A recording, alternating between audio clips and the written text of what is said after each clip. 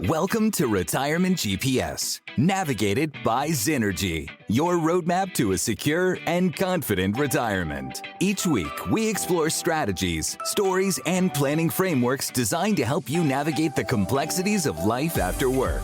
From tax planning to investments, income strategies to risk management, our goal is to give you the clarity and confidence you need to make informed decisions. But retirement isn't just about the numbers. It's also about lifestyle, purpose, and peace of mind.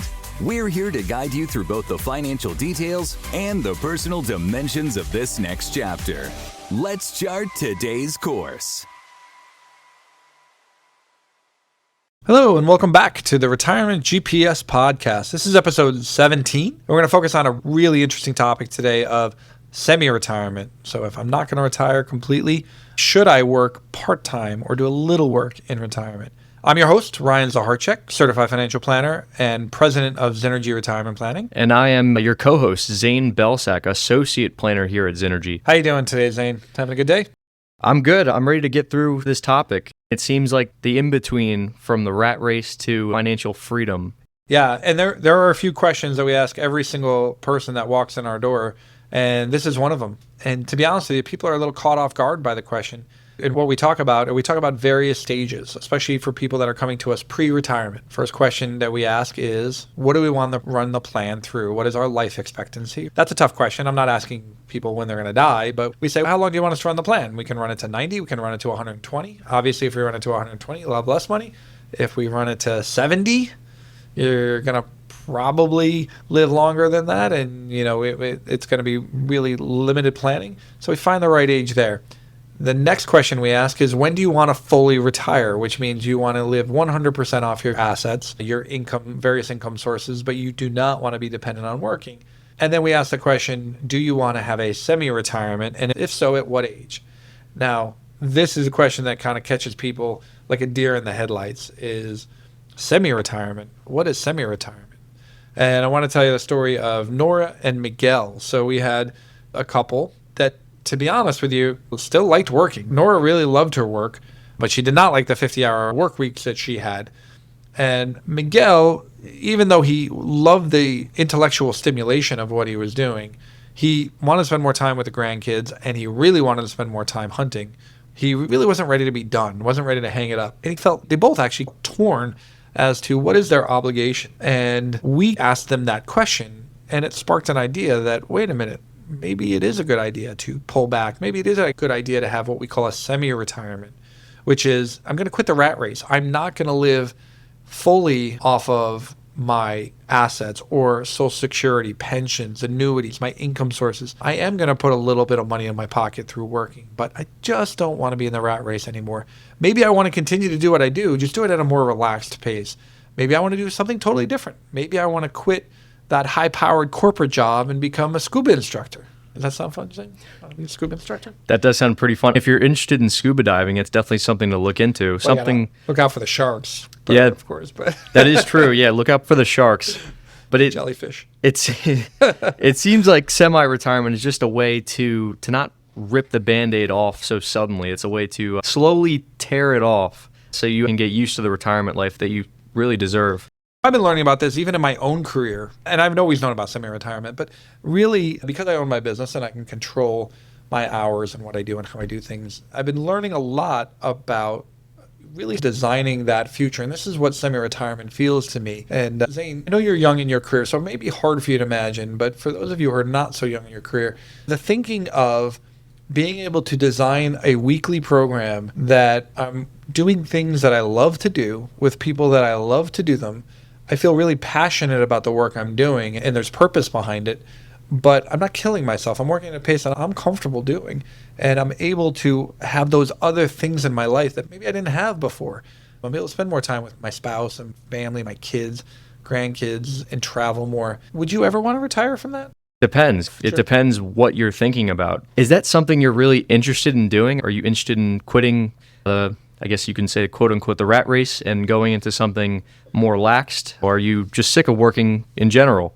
Like Ryan was saying, do you want to spend more time with your family? I think the most important question you need to ask is, do you need the money? Sure. And of course, needing the money is always one of those questions. And I think it also depends on how you feel about your job, right? We have a lot of people. I can't even tell you the number of people that have come in, people that were, say, bus drivers, even teachers that are just really fed up with the day to day. Unfortunately, I used 2 jobs there as examples that work with children. Children are great, by the way. I'm not disputing. Is there a pattern? Yeah, I'm not saying anything bad about children, but just happened to come to mind of 2 people that absolutely wanted to retire. But it could be a job you hate that you just, you know what, I cannot be there anymore. I don't want to be there anymore. But I do want to do something. I still have some gas in the tank. I still want to provide a purpose in this world, in a career, in a job setting. Some people will fully retire and want to volunteer and say, yeah, no, I want to fully retire because I just don't want to have the obligation to have to earn any money. And volunteering kind of satisfies that. I can do it when I want. And that's great. And that could be a really good fit too. But because we're talking about semi-retirement today, really understanding how to design that semi-retirement, because I have to be honest with you, when you tell me that, when I've been told, if you had a future that was all of those things, right? Doing something that you absolutely loved with people that you love to do it with at your own pace while you still had a lot of space in your life for your family, for your loved ones. You were making pretty good money while you were doing it, and you had the sort of flexibility to do it when you wanted, as you wanted. That to me sounds like the dream. That sounds, I'll do that the rest of my life, because if I don't like it anymore, then I just stop doing it. And that's what semi-retirement is. Exactly. You could just quit if you really weren't interested. But I think a real thing to think about here is purpose. If you're sitting at home on a Tuesday at 10 a.m., which is what we always ask people, what are you doing on a Tuesday at 10 a.m.? And if you really have no purpose, if you're just sitting there, you don't really have any goals in mind, maybe working at a very stress-free job is for you. And again, we're not sitting here on a high perch. I know some jobs are just this not an option, right? If you are a teacher and you're like, yeah, I'm only going to work 2 days a week and I want to work from home, you're going to get the boot. That's not an option, right? You have to be there. You have to be in front of the kids. You have to be there on school days. Not an option, but semi-retirement may include stopping teaching entirely and going, like I said, being that scuba instructor, being a hiking leader on a park system so that you're a docent and you're showing people around. These are all things that you can do to earn some money in semi-retirement and find that passion. I know somebody who was very into photography as a hobby, and they were working full-time at a high-powered corporate job, and they left that job because part-time or flex work wasn't an option. They wound up being a photography instructor, and they were working 2.5 days a week, effectively less than 20 hours a week. And they love what they did. They got paid pretty well for it, even as a photography instructor, because it was for-profit business. And they were really good at it. And they just said, I'll never stop doing it as long as I'm still enjoying it. Sounds darn good. I've also heard in some cases, say if you were someone that loved your job and you just didn't want to work as much, you can actually go to a more part-time consulting type of role. Your employers would actually let you do that if you looked into it. Sure, and that clearly is the alternative to leaving your job entirely and finding something else, is just downsizing. And in the world today, most people work in some sort of knowledge work today. And a lot of employers, because of the knowledge that you're leaving with, want to keep you around. They want to keep you around even to guide the next generation or to just handle special projects that you're uniquely talented for. You may do them in the office. You may have to be in the office, especially if you're like in a training role or something. You may be able to do those remotely where you're working entirely from home at your own pace. If you're a high-level coder, as an example, right? You're entering code and you're doing it really well, I guarantee you there is an option for you to continue to do that on a project-by-project basis, working from home and continuing to either work in the job that you're in or starting your own consulting practice and doing it on the side. So semi-retirement, let's dive into, we talked about a little bit about the dream of semi-retirement and various ways to do it. Let's break it down. First thing when it comes to semi-retirement is working more at your own pace. So we're not relying on your full income. We are drawing to some degree from other income sources, but we are going to count that we are going to earn something. So if somebody is working with us at Synergy Retirement Planning and we're talking about a period of semi-retirement, we do put a dollar amount in there. What do you expect you're going to earn? We try to be conservative. If somebody is, I have right now somebody I'm working with who's a CEO and wants to back off and the board wants to keep him on as a consultant on a part-time basis, he's going to make a lot of money even as a consultant working 15 hours a week. So that's great. But we also want to be really conservative in our approach and say, you're going to back off, you're going to work 15 to 20 hours a week. Let's just assume maybe you're going to make $40,000 or $50,000 a year, maybe less, maybe more. It really just depends on your skill level and your pay grade. So we just want to plan that there is a cut in income and that we're going to supplement that income. But the great thing is that income will allow you to either delay Social Security longer, you can delay collecting from your retirement accounts if that's the direction you decide to go, and let those things continue to grow and compound. It gives you a lot of flexibility and improves your future financial options in retirement, which is great. And if you can afford it, you can quit right away if it's not for you, which is also great. Absolutely. It's got to be a good fit, right? So we want something that provides you with some level of purpose. So we talk about 3 levels of happiness, which a good idea for a future podcast is happiness in retirement. We talk about pleasure, passion, and purpose. We want to make sure it fits at least 2 of those categories. Pleasure, maybe not necessarily, but definitely passion and purpose. You should be passionate about your work. You should enjoy the work when you're in it. And you should find that there's a higher purpose greater than yourself in the work that you're doing. I recommend social connection. Social connection is another good one as far as fit. For a lot of people, once they do retire and they're either home with their spouse or they're home by themselves and they realize, you know what, I'm home by myself or with my spouse all the time. And as nice as that is, especially in the beginning, it does start to wear on the social connection. So having a social connection at work, even if you are working from home, but knowing that you're going to be on some Zoom meetings, if you're going to work as a barista at Starbucks for a few years, just because you want the social engagement and interaction, all great. Think about social connection, though, when you're making the decision. Next is the form it can take. So you could do, as Zane mentioned, you could do reduced hours with your current employer. You could start your own business, work for your current employer as a consultant, and then also take on other clients if they're out there and you have a sort of a unique skill that would do that. Be careful of that, because you want to be careful about opening up a can of worms where now I've started a business, I have a few clients, and now I have a whole lot of management to handle, such as bookkeeping and billing and all these things that as a business owner, I know the work itself is only half the battle. It's the running of the business, the business operations. If it's a super simple business and you only have 1 or 2 clients and they're the bulk of your income, then it really shouldn't be too daunting. But if it does begin to spread, if you are doing an Etsy business or an online business or some sort of business where you're selling product or something, it can get really cumbersome just managing the day-to-day. And cumbersome is the last thing that we want to do in semi-retirement. We want something that's simple, relatively easy, and that we enjoy. And I imagine, and I just speak from experience, managing the day-to-day of my business is not the high-level enjoyment of what I do. I imagine you don't want to go right from the rat race, a full-time job, into something that's equally, or in this case, maybe more stressful. You want to go into something that's relaxing and something that you take pride in. For sure. And relaxing and taking pride really comes back to being on your own schedule and finding that purpose. Now let's talk a little bit about the money and the math. So income targets. Effectively, the income targets are up to you. And again, when we're planning with people and we're sitting down and talking about a semi-retirement, I always tell them, don't put pressure on yourself. If you think you can comfortably earn $80,000 a year, for someone who's currently making $600,000 a year, earning $80,000 part-time doesn't sound very daunting. But maybe it is, especially if you're not doing the work that you're currently doing. So make sure that you are setting comfortable targets for yourself. Understand your cash flow. So make sure that you're either going to be on a W-2 or a 1099. What's the difference? What does it mean if I'm on 1099? That I owe taxes and I have to set aside money for taxes. If I'm going to be on a W-2, that's all handled by my employer. And maybe there are some benefits as well. Benefits is another important thing to think about.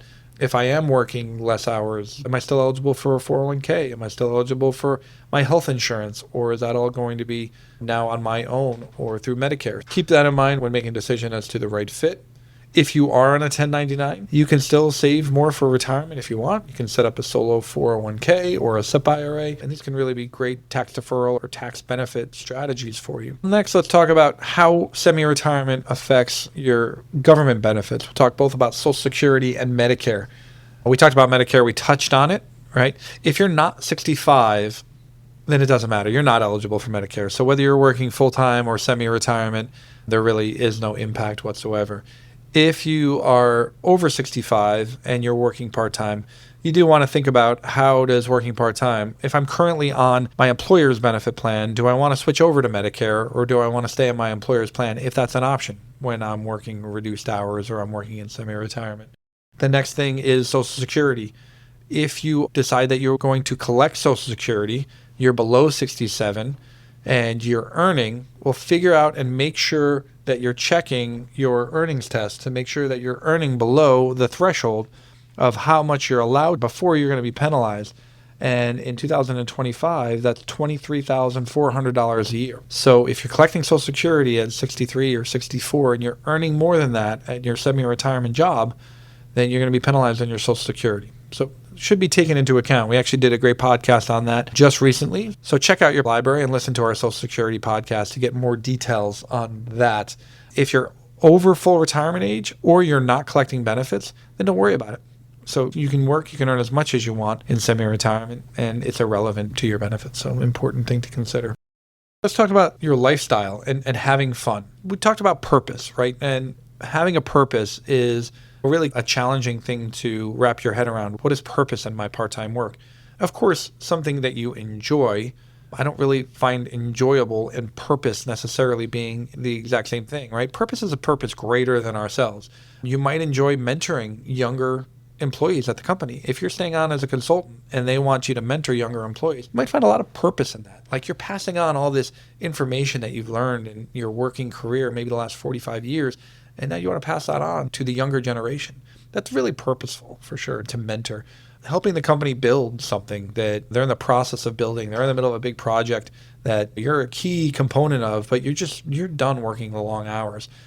Helping them build and see that project to finish is a big purpose and can be really valuable.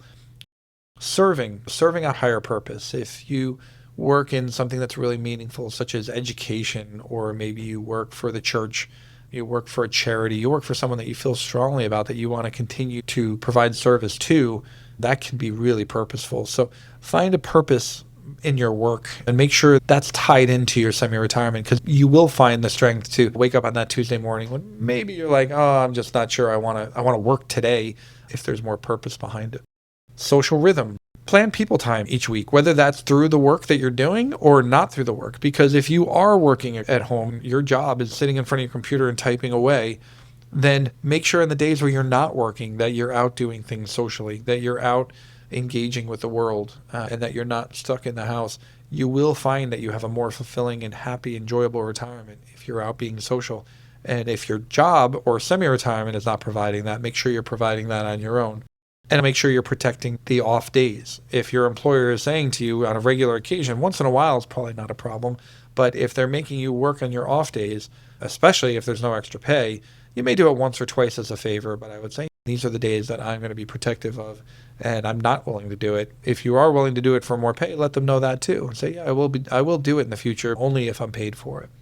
It's just great to keep in mind that it's called your semi-retirement for a reason. You're supposed to move into a full-time position to retirement, and with that, you should definitely keep your hobbies intact. For sure. You got to keep that passion in other parts of your life as well, not just your work. And that's the point, as Zane mentioned, of semi-retirement, is to start exploring those other parts of life. Let's talk about the common pitfalls and what you want to avoid. First, don't just squeeze your work into fewer days. Working 40 hours a week into 2 days or 3 days a week is a huge mistake. Your job should be, when you move to semi-retirement, if you're staying with the same company, take a lot of responsibility. Ideally, take every responsibility except for the one or two that you are really good at and that you really love. And in my world, we call that unique ability. Your unique ability are the things that you're really good at, that you really love to do, and ideally you're compensated well for. So if you take those, the intersection of those three things are what you should be spending your time doing in semi-retirement. That's for sure. If you can. If you can't, if you're not working for your employer and you're just going to work part-time to make ends meet and just fill the day, then make sure that you're satisfying those things as well. It's that social interaction. It's that earning enough money just to make ends meet in the short term. Second pitfall is ignoring the earnings test when it comes to your full retirement age and Social Security. So make sure that you're really sensitive. If you are collecting Social Security and you're under age 67 or your full retirement age, make sure you understand what that earnings test is and make sure that you're not going over it and being penalized. Don't forget about health insurance timing and costs. That should be a component in working in semi-retirement. Turning a hobby into a job that you no longer enjoy. Make sure you're setting limits. So if you do decide to leave your full-time role, the rat race, and you become that photography instructor because you love photography, and it starts to feel a lot more like work than play, start to think about backing off. Maybe you either should do something else or you should stop your semi-retirement and go to full retirement, because now you're just not enjoying the thing you used to love to do anymore. And make sure you understand where the exit ramps are. So define when you're going to look at getting off of this full retirement highway. What is the criteria for that? If I just don't enjoy it anymore, if I really need the money, how many years do I need to do it for the money? And what are the success metrics to be successful in semi-retirement? So let's talk about a 1-year action plan. So for this year only, pick your model. If you are thinking about semi-retirement in the next year or so, what does that look like? Is your employer going to allow it? If they're not going to allow it, then what are you going to do? And what would be a good list of employers or possible types of work that you could do? Write your ideal schedule, right? Remember, this is your semi-retirement. You get to make the decision. You get to pick the criteria. Your employer may have different ideas, and that's fine. You can come to terms, but have your ideal schedule in place so that you have a place you're starting from, for sure. Map out your healthcare. Understand, if I'm leaving my job full-time, what am I going to do for health insurance? Is Medicare going to play a role in that? Or am I going to have to go private? Or can I continue to collect health insurance from the employer I'm going to be working for? Decide on Social Security timing and make sure you're checking the earnings test if you're below full retirement age. Set up taxes. So think about, am I on a W-2 or am I going to be a 1099? And how am I going to manage my taxes? And finally, have fun. Create a dream list. Create the ideal work day. Create the ideal work week. Create the ideal work month of what does it look like when you're in semi-retirement. And hopefully it puts a smile on your face. It should, because we don't want to just think about the working hours. We want to think about all of our hours. In a 7-day week, when I'm working in semi-retirement, what does it look like? What does a Monday morning at 10 o'clock look like? What does a Thursday afternoon at 3:30 look like? Lay all of it out and make sure it's the way you want it to be. Hey, that's why setting these goals are so important. That's why we always emphasize setting goals, especially for your retirement. It's a very exciting thing if it's done right. Listen, we're going to wrap this session up.